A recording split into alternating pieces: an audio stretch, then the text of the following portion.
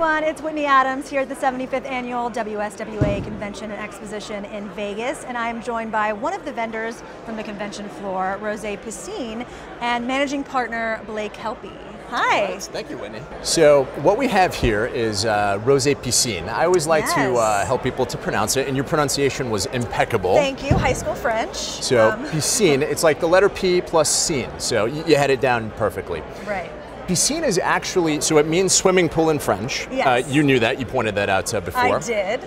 But what most people don't know outside of France is that piscine is actually a colloquial expression for when you serve rosé over ice, typically in a large wine glass or cognac snifter. Okay. Yeah, I never knew that. So anywhere in the south of France, between Marseille and Nice, you could order a piscine de rosé, and it would literally be a cognac snifter, a couple nice-sized Scotch rocks, and a house rosé. And this is a culture that has existed for probably several decades, 30, 40 years.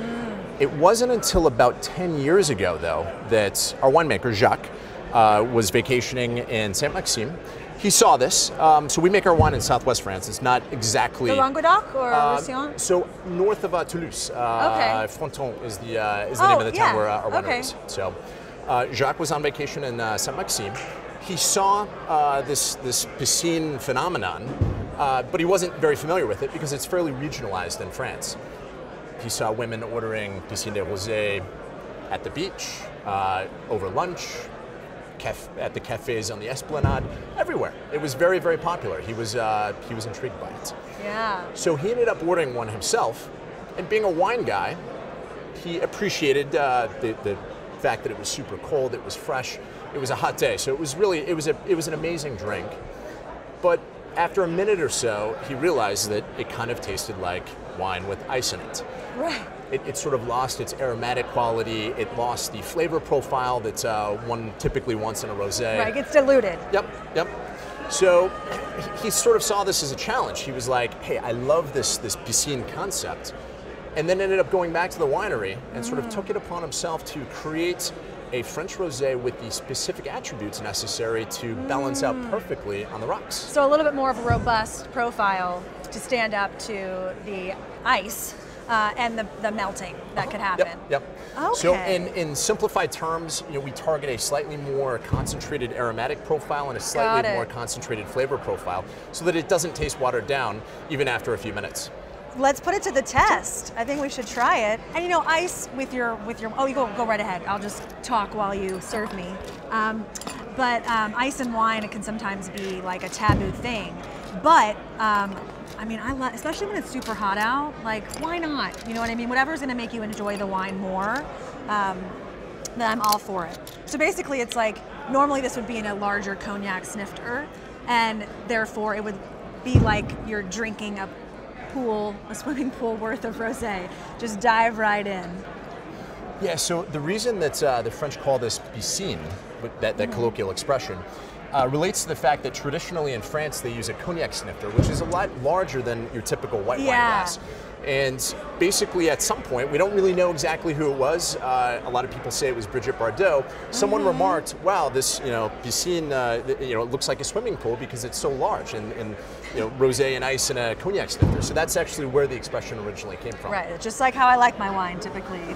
So something else, you probably noticed I didn't chill these bottles. I never chill the bottles because you're pouring it on the rocks. Yeah. So when you think about it, it's incredibly practical for both the consumer picking up a few bottles at the store.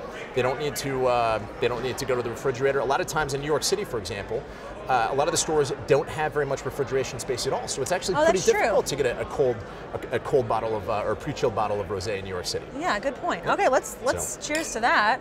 Give it a taste. I am like transported to Saint-Tropez. I love it. It's definitely like a lifestyle beverage. It's still super drinkable though. It's, I would think it would maybe be a little bit sweeter or, too powerful, but you still get that kind of lightness and freshness of a rosé, and it's super cold and chilled. I love that. And the packaging kind of it does pop off the shelf.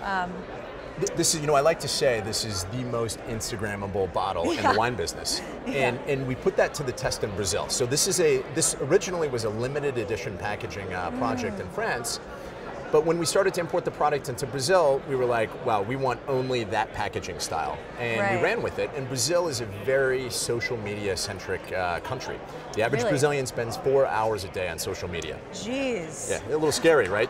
But I think that because of that, and because of the fact that just literally anyone can recognize our bottle in a photo, whether it's forefront in a selfie or behind, everyone knows that everyone recognizes the bottle. So in fact, if you just look up our hashtag, hashtag Rosé Piscine, literally you'll see thousands and thousands of consumer photos.